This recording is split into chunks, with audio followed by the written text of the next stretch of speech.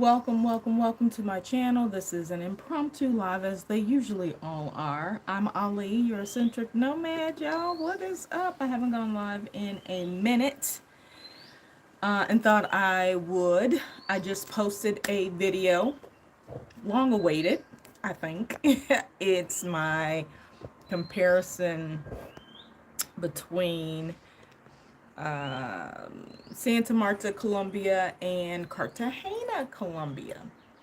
So, thought I'd finally get that to you guys uh, and go live at the same time. I do have a follow up to that video, and it's going to be my story about the incidents, the potentially violent, well, they both were violent incidents that happened in Santa Marta. I actually had forgotten about one until I was just thinking today. So, I'm going to share one that I was directly involved in. I did not invite myself to, but I was involved in, and another one that we witnessed on the street in broad daylight.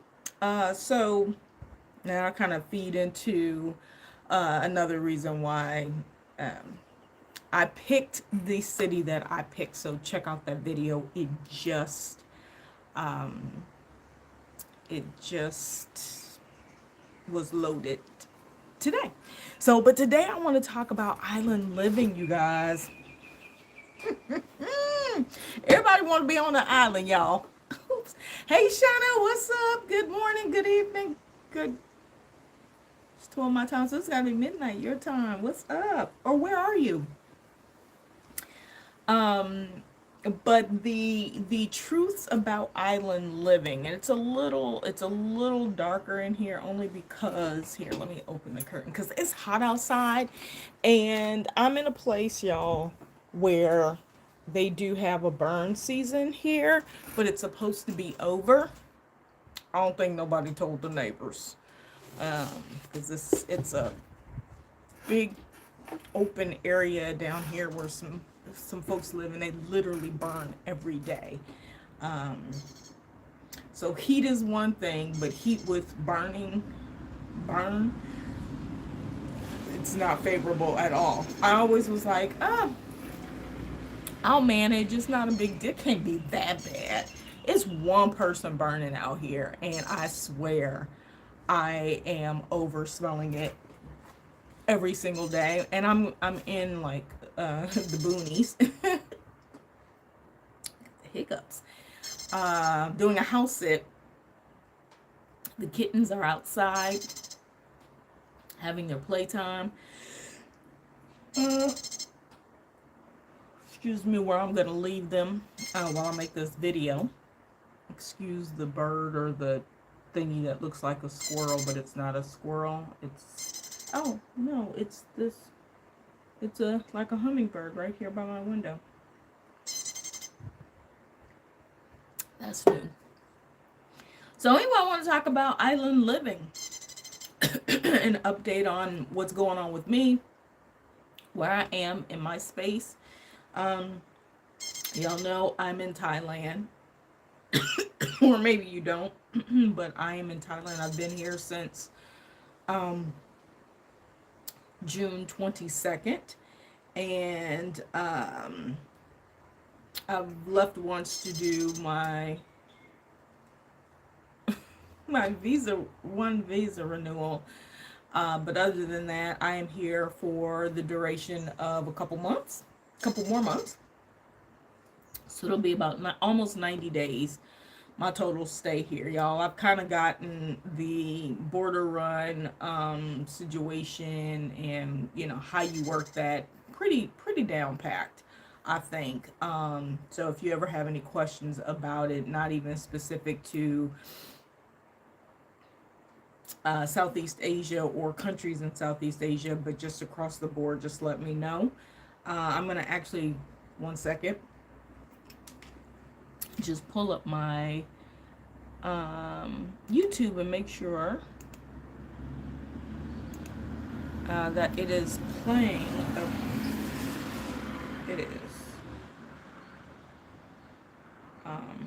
Just want to make sure that it's playing or showing properly. See what y'all can see. Oh, it looks better on the screen than it does on my phone. So anyway, um, y'all, I don't know if you guys know what my plan was in life.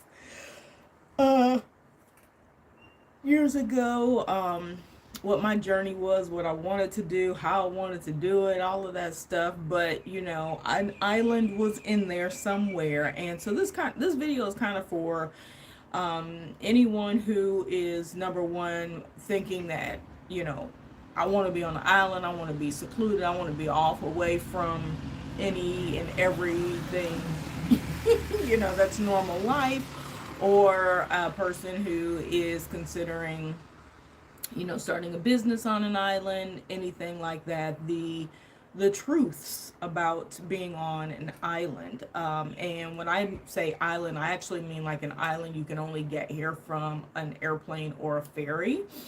There are some islands that are, well, they're considered islands, but they're still so connected to the mainland that it's like a 5 minute drive over. You wouldn't even know that you're on an island.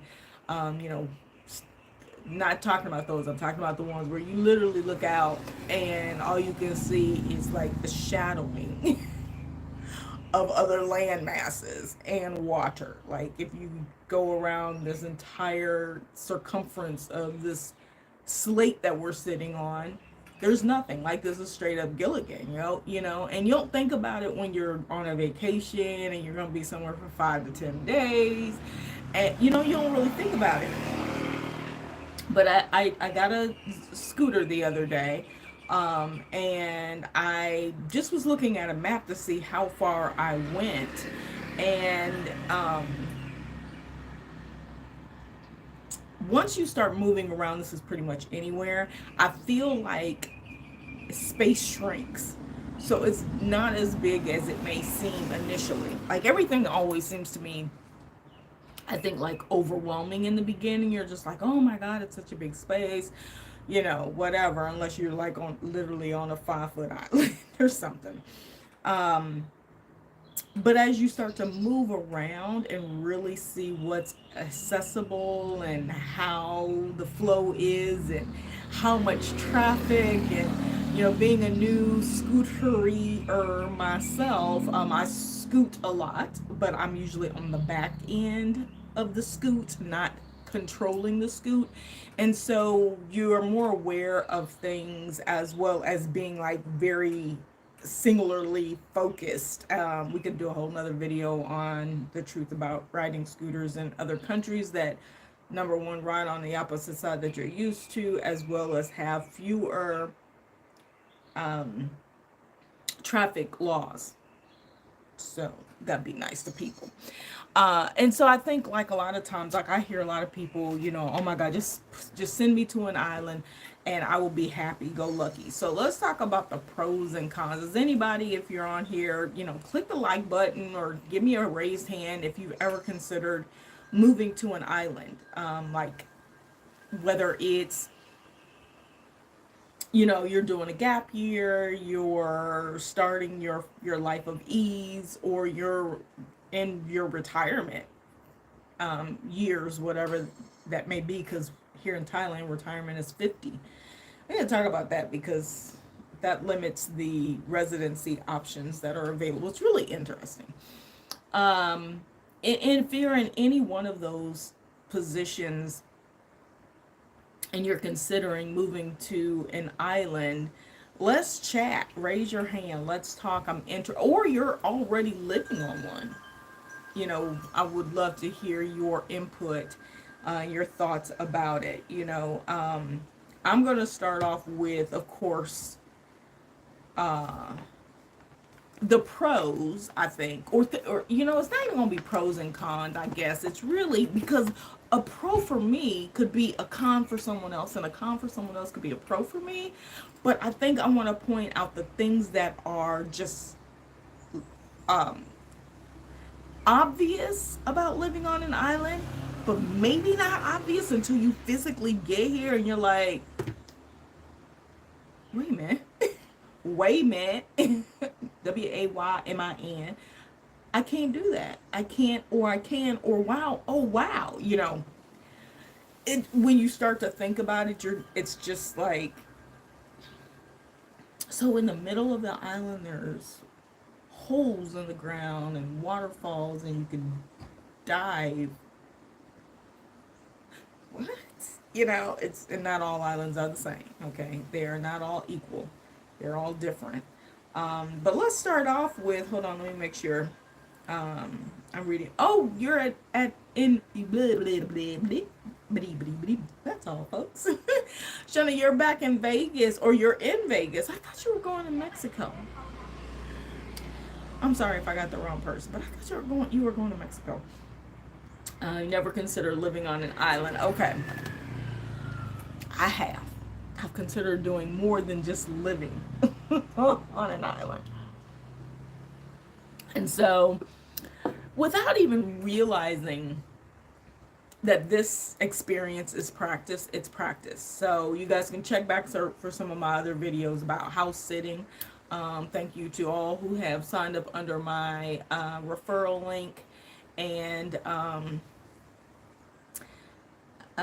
you have helped extend my membership 2 months for every time you sign up on a referral link. But yeah, so I'm doing a house sit, and that's what brought me to the island. And I think a number of times about, did it make a lot of sense to do this, because it's a month and I'm only on day number 6. And there are days where I'm sitting and going, should I have done the house sit this long? So, you guys, if you've got questions, like real, you want to know, like even more specific things about houses, please reach out to me. I do consultation hours and stuff like that, and you can get that on my link tree. Okay, link tree slash where's Ollie, WHERESALI, and I will assist you with what to look out for. You know, because some of the things are just, I'm literally just like, okay, is this really worth it? But one of the things I'm going to share about being on an island, in particular, the ups and downs, caveats, bonuses, pros, cons, whatever, of living on an island. If you're planning on going and visiting an island for a period of time, house sitting can be a very positive thing, because it's going to, number one, I think this is a con, it's going to save you money. So it's a pro. The house sitting part is a pro, but living on an island, just automatically assume you're going to be spending more money. You're definitely,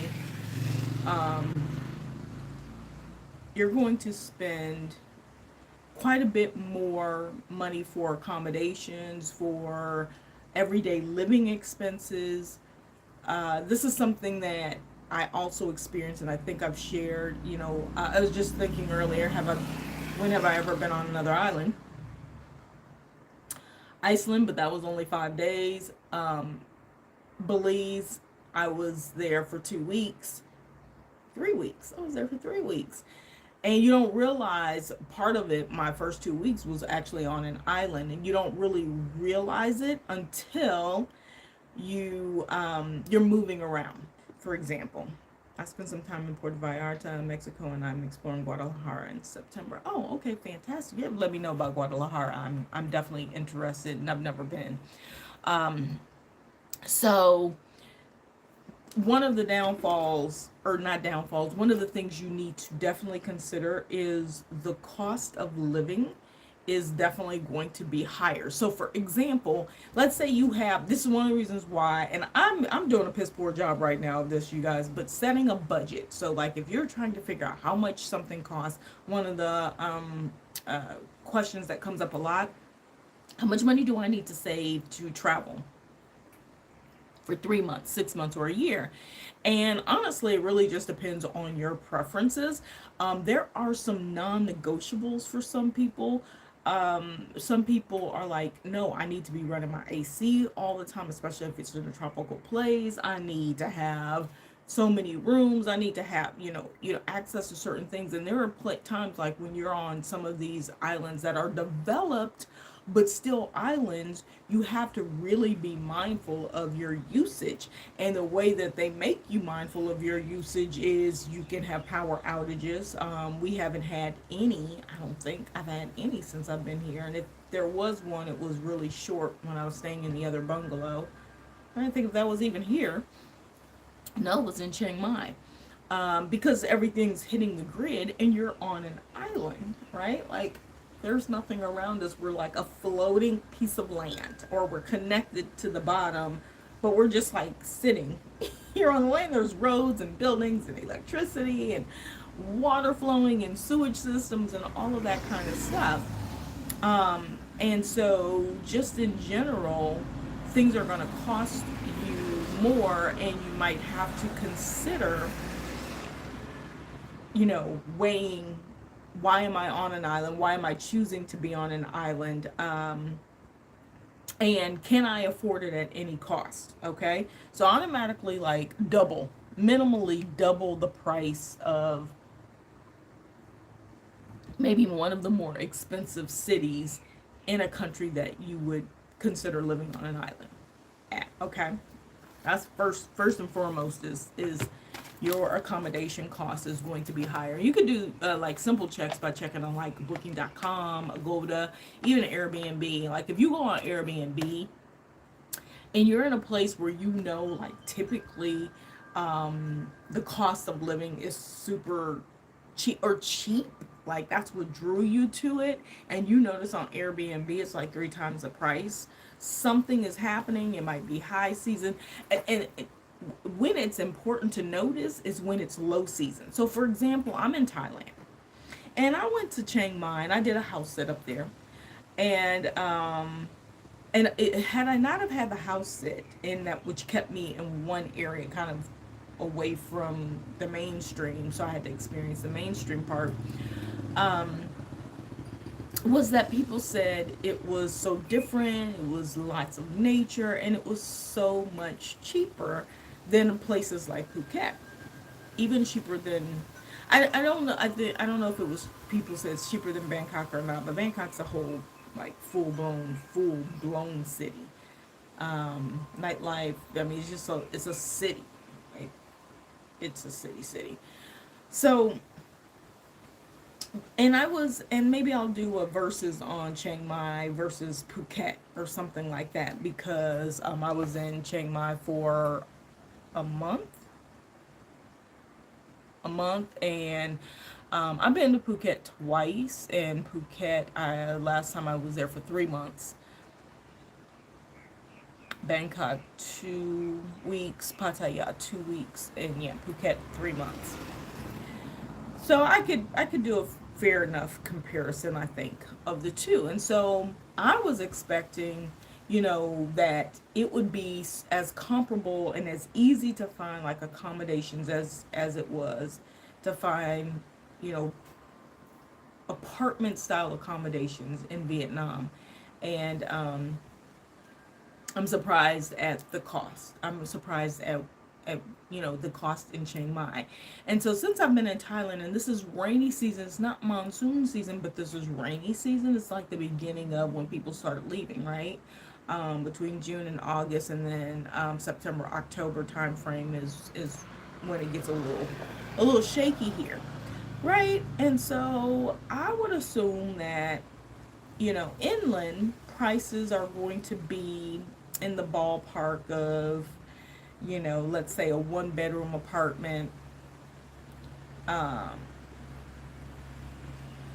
700-800 is the high end, 600, and I would increase that 5 to 10%, just because of annual increases and things like that, especially once they opened the COVID restrictions and started getting more people coming back to said countries.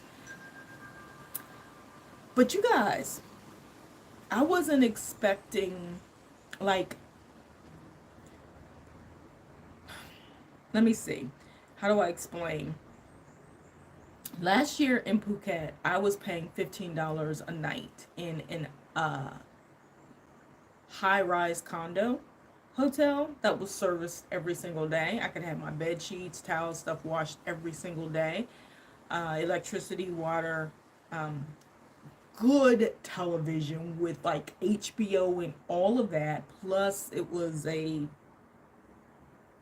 do you call that? Um, Streaming compatible TV. And all the apartment rooms were slightly different, but I had a really nice one.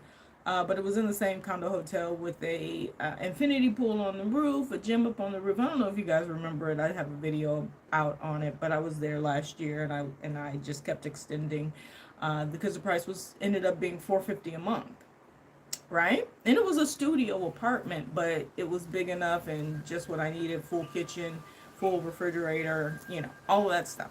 It was in perfect location, 5 minutes from the beach, you know.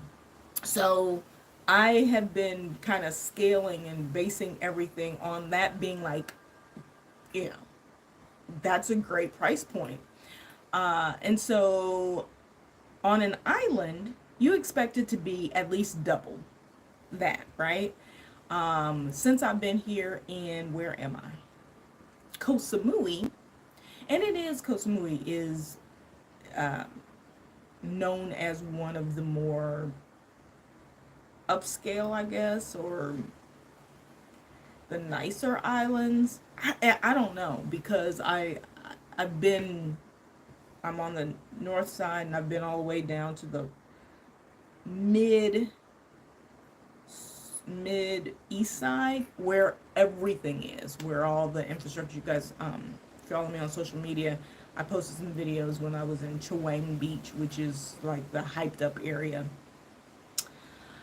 So you have an expectation that, yeah, prices are going to be higher. But I think one of the things to take into consideration is sometimes when you go places you're paying just because of the name, you're going to assume that because of the prices you're paying, anywhere from 30 to 50 a month, and I'm talking to long-term travelers. 30 to 50 a month is 900 to 1500 a month. When you start getting into those ranges, I think most of us, at least I still do, have an expectation of a certain type of living condition. Um, it might not be that.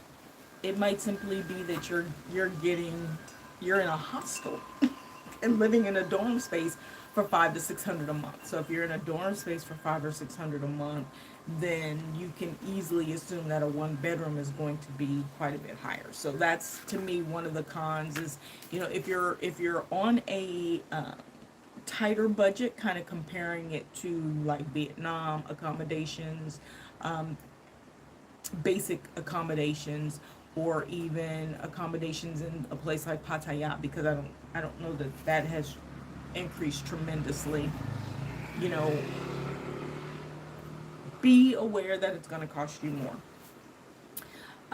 Access. I think another thing that a lot of times we forget or don't think about is access to things. So I'm going to start with the very first thing is packages, mail. A lot of countries you go to, like the streets, like I don't know if this street has a name. I was looking for it the other day, trying to give it to the guy running the scooter. The guy rented the scooter from the other day, and the house has numbers on it. I don't know if there was a street name. It's like there's a latitude and longitude if you pull it up on Google. So I sent that, but I don't know that there was an actual street name. Anyway, even on Airbnb, she has one listed. The owner has one listed, and it's more of a marking on the map. Some places definitely have a street address. If you're in a more a busier area where there's more people living, like per square mile, I guess. So access to things. Yesterday, a guy came on a moped and dropped off mail. So I thought that was interesting. How quickly or how often mail runs from the mainland, I'm not sure. So you have to consider that. If you're a person who does a lot of, let's say you have an entrepreneur business, you're considering starting one, but you do a lot of your business internationally. You're going to want to consider that when you're on an island, because the cost of you shipping back and forth may exceed, even considering running that business on an island. It just may not be advantageous. It may cost you more. And, um, what's the point of that? The other flip side is to, consider starting a business or manage your business so that it is something that is would be potentially lucrative on the island or where you're living. Like, is it something that other expats would want or that locals could use? And of course, then you got to consider price point. That's a whole nother conversation for another day. But access to things. So let's say you're a person, you're coming over, you're like, all right, so I'm coming over, I'm okay to spend $2,000 a month. I want a nice apartment. I want a big enough space with my living room on the inside. I want 2 AC units. I'm willing to pay for it, so on and so forth. But I'm gonna need my things. If I want something shipped, if I want to use, we have Amazon. They have another app that you can use, and it's very similar to Amazon. I can't think of the name right off the top of my head, but you want to get things shipped. You may not be able to, or it may take double the time, or there may be an additional tariff added to it to have it delivered. You have to assume that you're going to be paying for it, right? So just know that. Keep that in mind. These are just basic things. So what that also means is that certain things that you're used to having, so specifically Black women, our hair care products weigh a lot. They weigh a lot in them bottles, yo. So trying to get different kinds of beauty products, specifically African American type of products, and it's not like we have to have something that's made, specifically for African American hair, but there's certain products and things that work very well in our hair, and sometimes you can and cannot get them. When you're on an island, I may be able to go. I was in Chiang Mai and I found an amazing product line that I'm looking for here to see if I can actually get it here. And I'm in the country that is the first place that I've actually seen it. It's nothing that I've seen in the States or anything. Probably can't get it in the States. I think it's either Korean or it's Asian based or something, maybe even Australian based, not quite sure. And I don't know that I can actually get it here on the island. And so knowing that things that are accessible inland may not be accessible on the island. A couple things that you can do to circumvent that: jump on a ferry once a month and take the ferry across to the mainland. The thing is when you take the ferry across to the mainland, you're like in no man's land. It's not no man's land, but it's like you're in like close to Phuket, but you're not in Phuket. But that's a really quick ferry. If you take the ferry up to Bangkok, that's like a 7 hour, 5 hour, I don't know. It's something. It's a full day thing. I know that much. So you have to be willing to spend the night, because the only way you'll get back is to jump on a flight, or yeah, that's the only way you can get back, is to jump on a flight or stay overnight and catch the ferry in the morning, because they typically only run at like 7 or 8 to get all the way down here to Koh Samui. Okay. So keeping that in mind, proximity, how do you get to and from, how close are you? Then that brings up the next thing. And these may seem like cons, but for some people, like if you're settled and you're like ready to disconnect, these things are not deterrents. They are simply, all right, these are things I've accounted for. I know every month I'm going to make that run. I'm going to do this, that, and the other. So you're good to go. But this is for people who may not be thinking about all of these things. All right, so you got your access, products and shipping and things, higher costs because you're simply on an island. So specifically for accommodations, talk about higher costs for food. Yes. Simple answer. Yes. Something as simple as noodles. Thailand was one of the places that I love coming to because for a vegetarian palate that I like, I could literally eat a full meal and have a drink for 80 baht, which is like $2.50.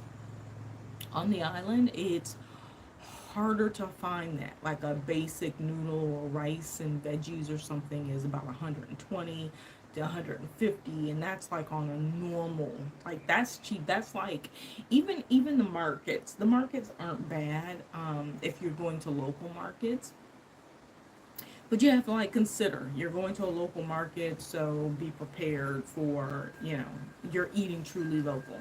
And that's okay as well. So and some people, that's the way that you manage your budget, is you really do a lot of the local things, right? um so it kind of depends on why you would be coming to an island, why you want to stay on an island longer term. I'm here for a month. I'm going to be here more than a month because after I finish this month-long house sit, I would like to venture and go and stay somewhere else on the island to see if this is a place that I would consider. So I'll let you guys know, like, at the end of this, like, what my thoughts are on terms of whether or not I would do like island living in in in Thailand, like long term, and or when I do it. So food, access to Western type things. There's stores. There's a market called a BM market here, and they literally have everything, and the prices weren't bad. I was like very surprised. Okay, lost connection for a minute. Stuff that's harder to find here, or in different places, like pickles. Y'all, like pickles. I love pickles, and sometimes it's really hard to find them, or they're $15 for a small jar. And then the flip side is if it's that expensive, nobody's probably buying them, so they're not rotating. So how long have those pickles been sitting there, right? So you got to think about all that. You ain't got to think about it, but those are the kinds of things that I think about. If I'm going to be spending this kind of money, how fresh is it? I'm buying processed packaged things. How good is that processed or packaged thing, right? So consider the food, the cost for cocktails. Beers are just a tad bit higher. Some are about the same price if you can find like happy hour. It's about 90K for a large beer, which is what it was in Chiang Mai, which I was very surprised about. Maybe all across the board, beers have gone up. The Another expense thing, because we think of Thailand as a place where you can go and get a very cheap massage, Thai massage, a full body 1 hour massage for around $6 to $8. On the island, it is, I don't think I've seen any place that is lower than 300 unless they're having a sale. And when I was in Chiang Mai, the base price was 250 unless they were having a sale. So I haven't been in Bangkok or anything, and maybe that's just the cost of a living going up. So, you're looking at eight, which is not a whole lot, right? When you're comparing it to what you pay in the US. But when you come to another country that is known for the cost of living being um, less, it's very specific percentage less than what you've normally paid, you start to pay attention to those types of things, and rightfully so, right? If money is of no issue and you love spending $60 for a massage, first of all, you're gonna make some people really happy. You can get that in the higher end resorts and hotels. They do charge those prices for sure. But if you want to be able to do something and have a massage every day, that $200 to $300, 300 baht mark is really good. And I live in a place, even though I'm kind of in the boonies, there is a massage shop every like every door. There's a massage shop, so I'm going to find one that's out here that I can go to and I can simply walk to without jumping on a motorbike going somewhere. Hopefully, fingers crossed, I can find something. So you got those types of things. So additional amenities, your food. We talked about utilities a little bit. Things are going to be a little bit higher. These are a couple of other things to think about. Wi-Fi is another thing. I haven't had a problem, of course. It just like reconnected here, but I really haven't had a problem since I've been here. I haven't really noticed a problem in Thailand, period. Uh, I know a lot of people talk about having issues with Wi-Fi, but it's something to think about. I also have data. One of the things that I love about Southeast Asia that I've experienced, and specifically Southeast Asia, because it's Vietnam and Thailand have, to me, some of the best data rates. I pay about a little less than $12 a month. I think it's closer to $9.99 a month for unlimited data. I have calling as well, and it's basically free WhatsApp and free like YouTube. Um, and it's 5G compatible. I don't know if there's 5G lines, but on the map it shows that there's 5G all through the island. Um, and that's like the highest ranked data company that I'm using.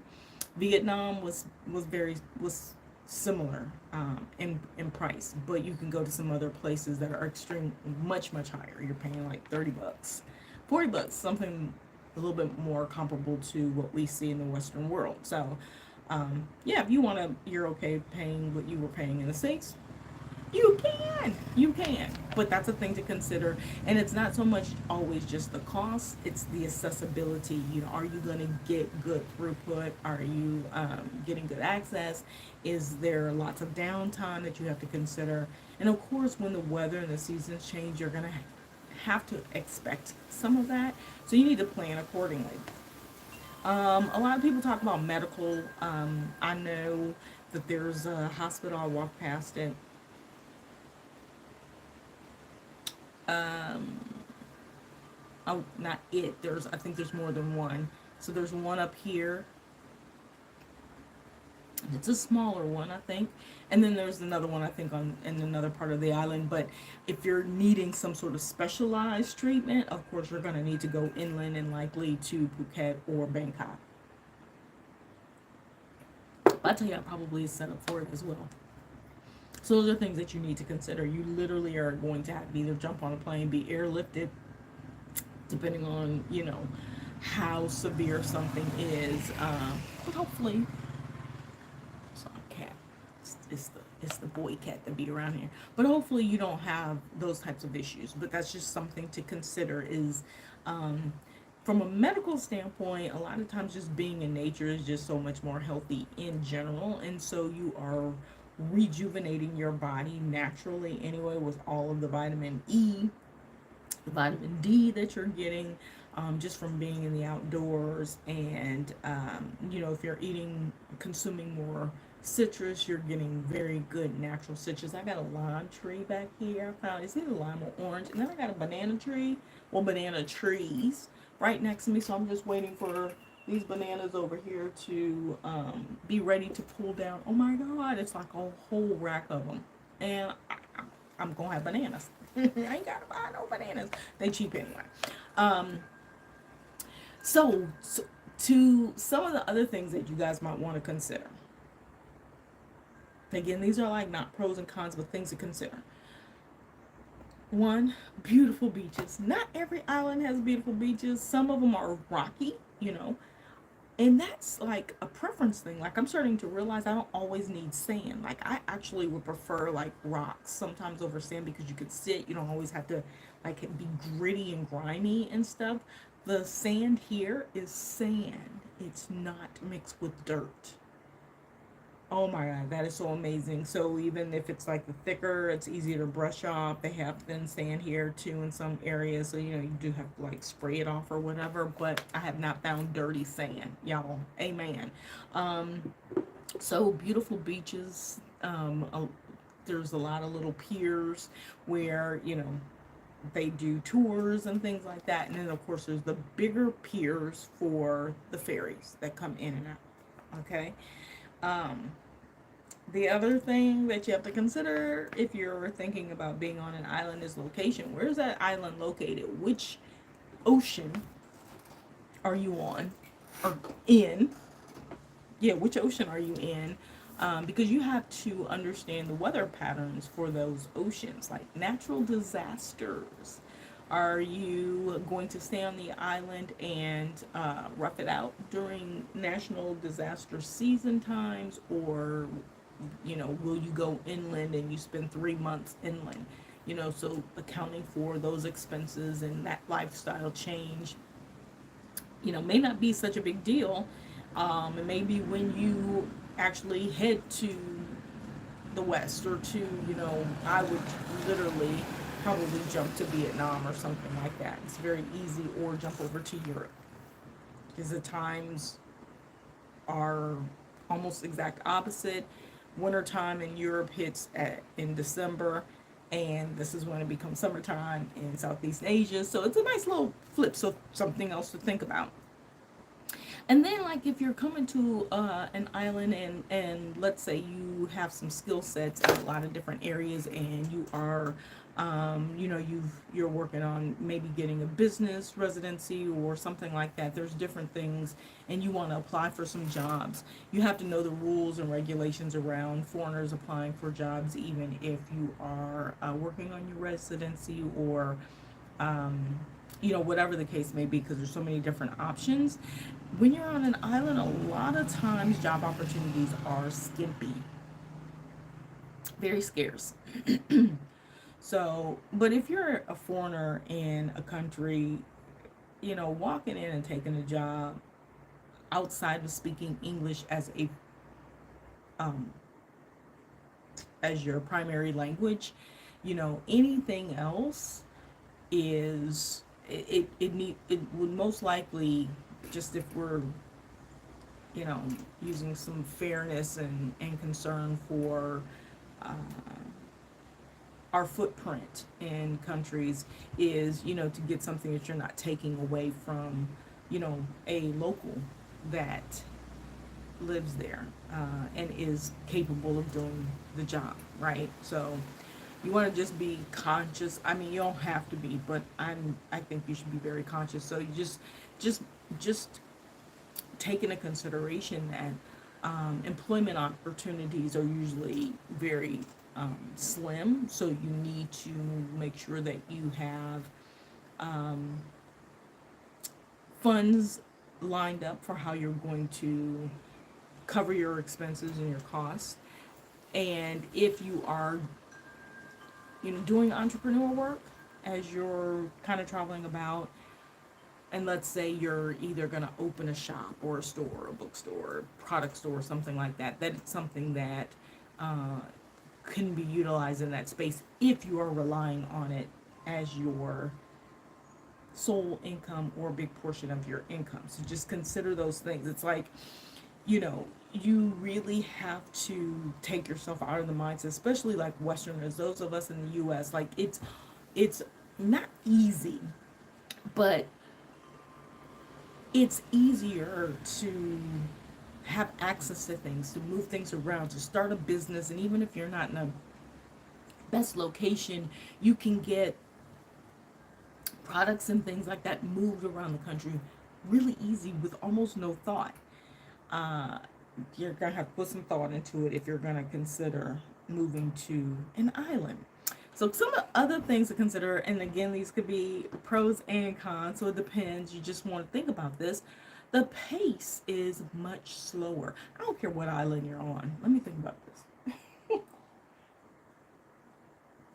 Let me think, because technically Hong Kong is an island, and Singapore, I think, is technically an island. It's connected. It's connected. So those are more like big bustling cities. They're super fast. So ignore that statement. But we talking about the islands you gotta take a whole ferry to. Like, you gotta. It's gonna take you at least an hour to get there. Typically, the pace is much slower once you're on an island. So you want to consider that. Are you in the space to settle down, to slow down? I will tell you, I feel like Koh Samui is perfect for short-term vacations, because most of the people who do that, they're in the the very bustling areas, or they're in a resort. And so most people that I ask about their experience in Koh Samui have expressed to me, "Oh, I didn't leave the resort, so I don't know." Um, and I'm in the streets, like, so it's completely different. And I walk the beach. I've walked through a couple resorts, and so it's completely different worlds, right? So when you see people's videos and they're showing all this, the beauty and the ease and all of that, that's one thing. But living in it, you're probably not going to stay at a $200 a night resort type situation. If you are, you're getting a house that's $1,000. That's all places $1,000 a night here. Um, I think at the Four Seasons. There's Four Seasons here. Let me know if you need a roommate, free roommate, and I'll come and stay with you. Another pro is nature. You're going to be, typically, if you're on an island, you're going to be surrounded by nature, typically. And so if that's something that you are okay with, they have lots of hiking trails here. I'm near none of them, so I'm working on figuring out where those places are and if I can easily get to those on my own via my scooter. So I'm going to be figuring that out. And then I think the last thing that I'm going to talk about is something that I think is important, and that is community. Is it easy or difficult to kind of create or establish, a community on an island? And I think it's hand in hand for, number one, your personality, what it is you're looking for, why are you there. I think even if we're not in a space where we need a best friend or something like that, it is still nice to be able to commune with people and have a chat here and there. Now, every now and again, some people want to kind of seclude themselves and, you know, come anew after so much time, and so they're really not looking for any interaction. They may literally shop once every 3 months and maybe do Grab or the ride shares to deliver things because they don't want to interact with people. And you can do that on an island very easily. But one of the things that is important to me, it's a little thing that I do, a kind of a test, so to speak, to see what type of infrastructure, community infrastructure exists, what type of people are there, and specifically foreigners. And I know a lot of people are like, why would you want to go somewhere and hang around foreigners? Because at the end of the day, if you're somewhere where people don't speak the same language you speak, and even if you are trying to learn it, um, after a while, it is nice, very nice, to be able to communicate with people who communicate the same way as you do, and or people who have similar lifestyle experiences, so that you can share. And this is like, if you're not trying to seclude yourself, if you're looking to have some sort of relationship in the communities that you're in, you are going to at some point want to do more than just say hello and have a good day and goodbye and thank you. You're going to want a little bit more than that, I would think, right? And so one of the things that I do to test the the levels of the community, is a word I'm looking for, it'll come up, is I'll post in community groups that are foreigner groups, to see to see if there's a lot of activity, to see if there's a lot of people in those groups, and to see how people respond. One of the things I've noticed in a lot of expat groups, there are some very nippy people. People who are literally just waiting at the bit to attack. And it's really nice when you can post something asking for advice, tips, and things like that, and you get a chance to see, are people willing to share? Are people willing to give you information? They don't know anything about you. All they see is whatever you post, and if they go into your profile and your profile shows them a picture, that's really all they get to see. And they, from that just perspective, can decide if they're going to respond to you or not. And so I use that, really, like, if I'm looking at a place that I want to stay, I want community. I want to have people that I can connect with and you know, develop circles and have friends that live in these spaces. I mean, that's one of the things that has really kind of solidified certain places that I've visited as places that I consider calling home, because that's me and that's my personality. That's what I'm looking for right now. As I mentioned before in previous videos, I'm still in prime dating, in a prime dating space. So yeah, I would like to, at least I would like to date and have options of dating as well. And so I use it to get a sense of the type of people that are in a space, you know. So if I do pop up at a coffee shop because it's a monthly event that they have, or I pop up at a bar, or someone recommended, you know, based on how they recommended it, do I feel comfortable going solo? And a lot, sometimes I don't even ask because it doesn't, you know, matter. I just want to pop in and have a beer.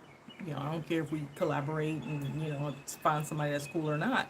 But a place that I'm going to spend some time, a month or 2 months, yeah, I do want to know, is it a place that I would, whether or not I would frequent, or am I just going to be at the grocery store buying my own little, you know, packets of things, and, you know, sitting out here on my porch doing, that's my car or that's my scooter when it drives by. And, you know, because if it's a place where I can't connect with people, I'm probably not going to stay long.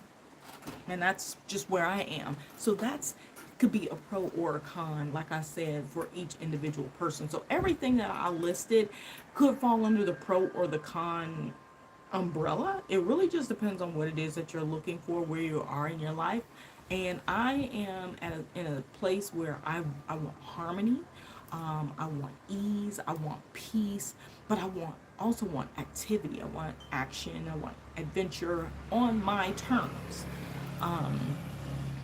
But I want to be in a space where I feel like I can walk into an area and boom, that becomes pseudo family. It becomes, you know, close friends. It becomes, you know, your travel peeps, people who understand where you are in your current walk in life because they're doing the same thing or they've already done it, right?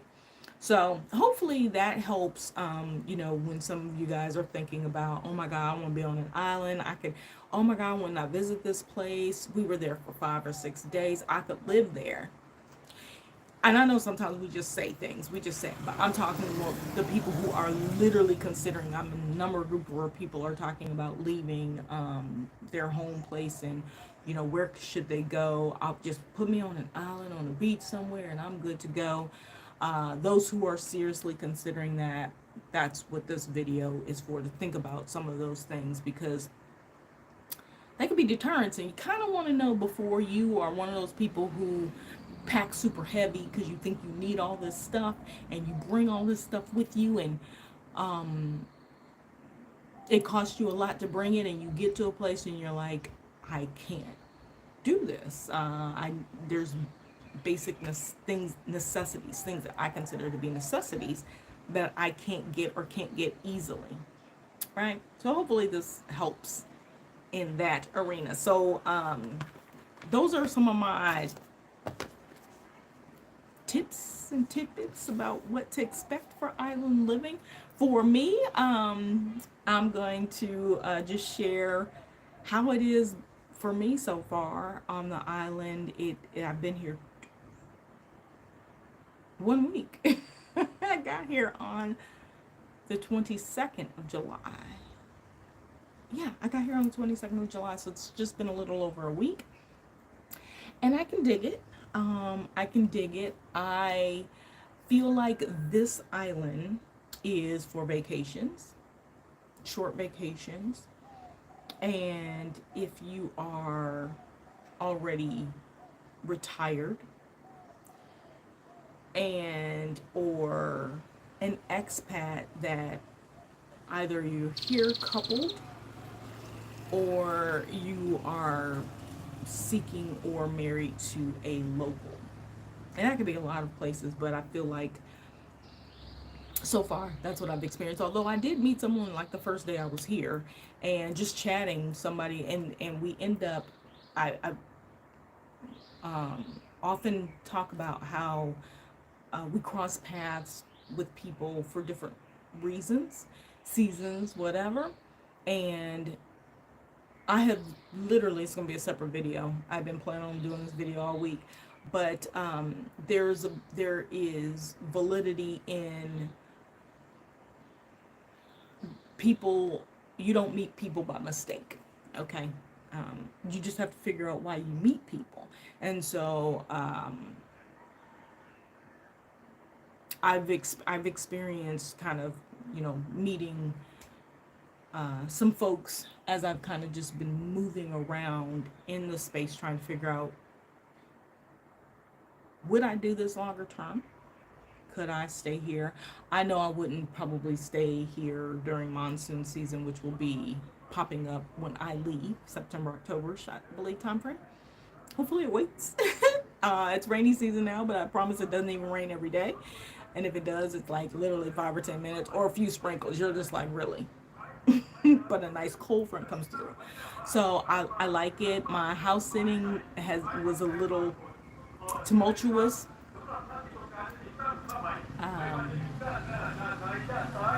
Somebody's going through the speaker. It's another thing to get used to in some of these places. They don't have noise ordinances. But my first few days house sitting for the kitties was a bit tumultuous because I literally thought they were going to tear up everything in the house, and I was just like, oh my God. So I can even share, like I said earlier, I can share more about things to know or things to ask as I experience more in these not so ideal house sitting scenarios. I'm not in a beautiful high rise with a walking dog park or cat park or whatever. I'm in a house, Thai style house, and understanding what that means. I would love for you guys to be more prepared if you're gonna do it. So I had my first couple of days, I literally was like, oh my God, this is how it's gonna be. I can't sleep, but that has subsided. I have figured the kitties out.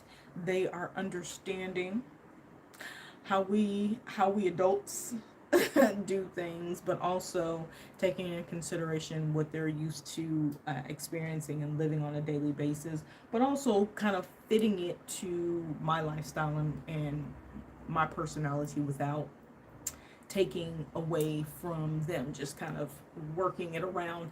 And then today probably was the first day I really exercised putting this schedule together where I can get out of the house earlier in the morning to get my exercise in, and then come back, but still not taking away from the cat's eating schedule and outdoor schedule, because they're feral, but they're not feral, and also maintaining what the host would like for the cats. So that's what it's been so far. And then I also realized that there's some concerns with moving around. I didn't really talk about transportation here. That's another thing that became, I need to get a scooter.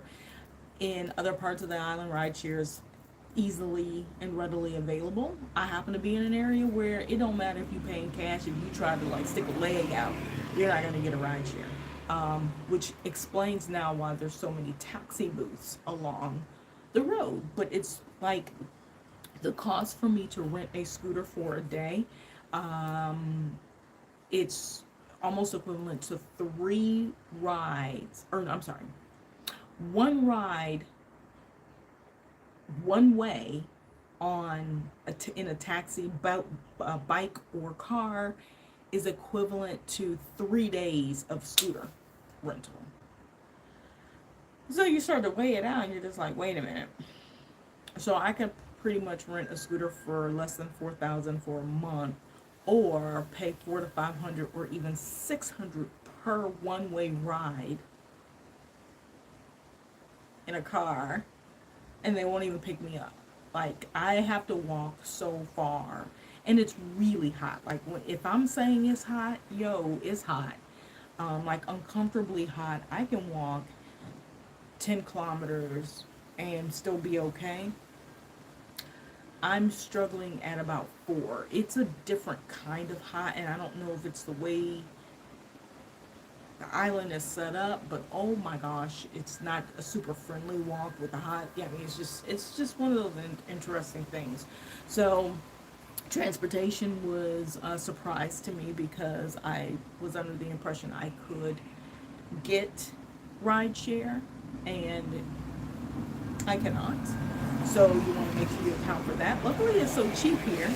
It's still cheap to rent the scooter. But what if you are terrified of riding a scooter and riding on the opposite side of the street, and just learning? I mean, I'm in this space, actually, I could just practice going back and forth, figuring things out. But I just jumped on the road and like just immediately jumped on the road and said, let's see what happens. You might not be like that. So just understanding how the mobility, getting around in a place, I completely skipped that. I didn't even write that down on my list, which is surprising because it was one of the things that is really a deterrent in terms of living in this area to explore the island. This area is not conducive for that, even with a scooter, because it's like only a 20-minute ride, but it's a lot to do all the time, right? So there were a few things that initially I was like, wow, I got 3 more weeks. And every day, I'm kind of like filling things out and kind of creating a better schedule of how to do that without completely compromising what it is that I want to achieve or what I had started, so that I don't lose momentum. And those are the things that, when we talk about creating a life of ease, part of it is what's your schedule? What is it that you want to do? What do you want to maintain and continue to do? And sometimes picking some of these things, like, oh, I want to house sit, and you're like, oh my God, it's like so vigorous, like the requirements and responsibilities, which I talk about in one of my other videos. It's more than what you really were anticipating. And I was hell bent on, I want a house sit. If it's got animals, I was okay with, 2 months. You're saving that money. Sometimes it's not worth it. Sometimes the amount of money you're saving is not worth it in the grand scheme. So I have a couple tips for that as well, to figure out if you want to house sit in a place for more than 2 weeks, because you might just really find out that, yeah, you just don't want that obligation. You want to have some mobility. So I can share with you ways to figure that out before you hook, line, and sinker yourself. But I feel like it is leveling out, and I do make the most and the best of most situations, and so I'm figuring it out as I go. But it was a little hairy in the beginning, and I literally was just like, oh my goodness, a little bit agitated, quite frankly. To be, if I'm going to be honest, I was a little frustrated and agitated early on, because I was like, and I have some other tips on things to also check when you're going to do a house set, to make sure that it is what you're expecting, because things can happen, it can be foiled, and just knowing that you have some recourse in most of these situations. All right. So anyway, guys, I hope this is helpful. Would you live on an island? Given the things that I have shared, is island life for you? Is it for you? Don't want me to get out of here. I will be dropping another video. I'm probably just gonna do a live chat to share what happened in Santa Marta, because me and editing, I'm not quitting, but I'm close to quitting. So anyway, you guys, check out the latest video on Santa Marta and Cartagena comparison. That's another person on the speaker. they have veggies and things. I was wondering if they had the veggie trucks that come through. It's literally the first day that I've seen them. So what day is it? Monday. Make it, or Tuesday. Make a note to myself. So anyway, check those out, you guys. Let me know what you think. Let me know if this is helpful. If it is, you guys click that subscribe button. Click it anyway. You know, maybe something else will be helpful. The like button, if you don't mind. Leave me a comment. The comments are extremely helpful with other people seeing the videos. And the notification bell, so you get notified when I go live or post a new video. And again, let me know what types of things you're interested in hearing and knowing about. I mean, I've got so many places that I have visited that I don't have any videos for. So if there's specific things that you guys are wanting to know about, I'd be more than happy to dig into my chest of wonders to see if there's something that I can share with you to help you, on your journey. So anyway, you guys, I'm going to get out of here. Go find the kitties because it's technically past their lunchtime. And I think I'm going to get out today and do a little bit more exploring on the North Peninsula side of the island and have some footage for you guys. If you're not already following me on like Instagram, please do so. As I don't always post shorts on YouTube. I kind of go in between to see what's what's going well and what isn't. But if you follow me on Instagram, you'll see a lot of that kind of stuff. So anyway, I'm out of here, you guys. Hopefully we'll chat soon. Y'all know the drill. Toodles and noodles. Peace and hair grace.